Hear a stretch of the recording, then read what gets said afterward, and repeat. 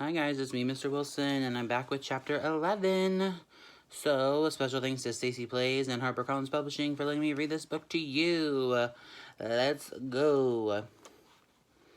That night, after all the wolves were safe and accounted for back at the cave, Stacy fixed supper, cracking a few of Fluff's freshly laid eggs over the wolves' stew for a change. Without a rooster, Stacy didn't need to candle each egg to see if there was life inside. She would need a rooster eventually, but that was a problem for another day. After everyone had eaten, Stacy sat down to write her journal entry for the day. She added a quick sketch of Paige standing next to the fawn with bats flying around them. Even with today's success, she was worried about what would happen next. Had the hunters who killed the doe been out here looking for wolves? Or had the village council voted down the wolf bounty? We can't relax until we know for sure. She wondered, not for the first time, how she could be one of them, humans. The animals in the forest lived and worked together in a beautiful ecosystem. And yes, death was part of that. Stacy knew nature could be cruel. She knew some animals killed others for food, and she also knew that some humans killed animals for food because she was one of those humans. She fished for salmon in the rivers and slaughtered the chickens from her farm.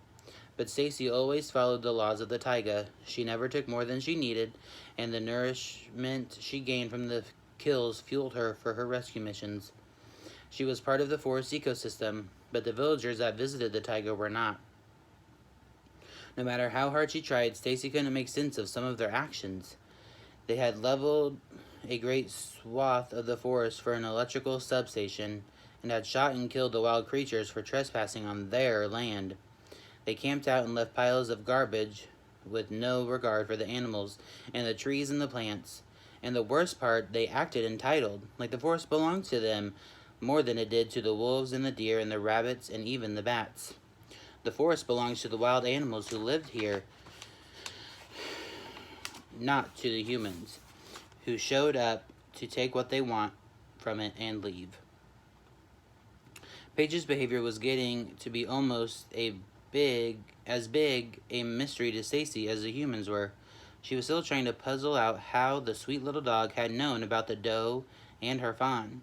She knew from some of her nature books that dogs have a powerful sense of smell, but it wasn't more powerful than that of her wolves.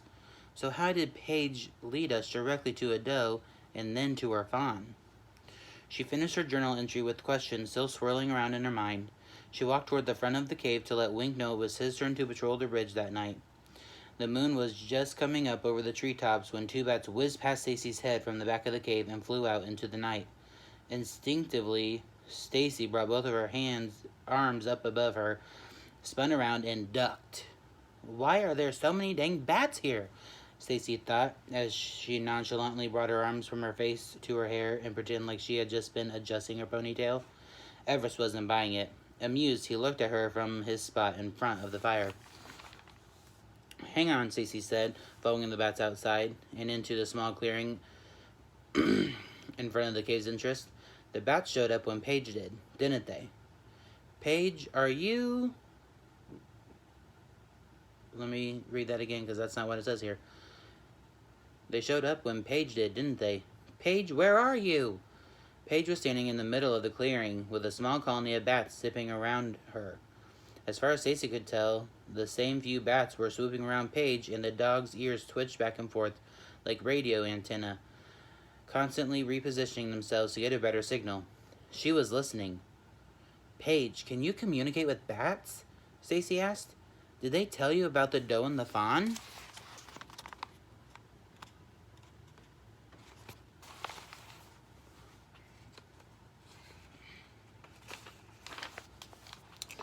Paige gave her little yip, which could have been a yes or no, and went back to listening to the bats.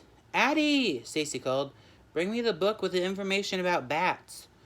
Addison raced back to the cave with Stacy on her heels to search for the right book. At last they found it tucked in the back of the grand bookshelf where Fluff was roosting, and Stacy turned to the appropriate page. Bats locate prey through echolocation, she read aloud. They emit sound waves and listen for an echo to bounce off insects and other objects. Echolocation enables bats to see even on the darkest nights. In fact, many species of bats have very poorly developed eyes. They see with their ears instead. The other wolves had gathered around Stacy and Addison to listen. "There's something going on," Stacy told them. "Something to do with Paige and how she knew about the fawn. I think the bats might have told her." Stacy flipped the pages until she found the section on bat communication. "Bats don't use echolocation to navigate and catch prey," Stacy read. "They rely on echolocation for communication as well. The noises they make are at such a high frequencies that humans can't hear them. But bats are constantly using echolocation to communicate within their own colonies and with other bat colonies. Animals like dolphins, whales, and some birds also use echolocation to navigate, hunt, and communicate," Stacy continued. She put down the book and looked around at her wolves. "I think Paige is one of those other animals," she said. "It's not a skill most dogs have, but Paige is special in other ways. She understands me." Stacy smiled and watched Wink scratch Wink behind the ears. "Yes, I know you can understand me too. You're the most special wolves in the world." Wink gave her a satisfied smirk, and Stacy headed toward the front of the cave again. She stood in the shadows watching Paige and the bats. They were communicating. Of that, Stacy was sure. "Paige can talk to bats," Stacy said to the others. Stacy's mind was racing. They must have told Paige about the doe and her fawn. They could tell Paige about animals all over the forest that need our help. We could rescue so many more animals, and not just in our forest. Bats can fly long distances, and they can talk with other colonies in the surrounding biomes, meaning our rescue radius just got so much bigger." The next few days were quiet while Stacy continued to observe Paige and the bats. With nightly information from the bat colonies, the possibilities for helping animals in need suddenly seemed boundless. "We've always been limited to rescues we've stumbled upon," Stacy said to Everest one night when they were working on the farm. "Now the bats can tell us where we're really needed." And the other wolves were up to the task, but it was Addison who reminded Stacy of the practicalities. One night, as Stacy was excitedly talking about all the good they could do, not just in their own forest, but beyond, Addison grabbed a book in her teeth and dropped it at Stacy's feet. "Overnight backpacking for beginners," Stacy read. "You're right as always, Addison. If we're going to travel long distances, we'll have to be ready. I'll pack a rescue bag with everything we need. We could get called away on missions that last a couple of days, or even longer." Over the next week, Stacy gathered all the emergency essentials. With Wink's help, she laid out everything on the floor of the cave, ready to fill up the wolves' packs.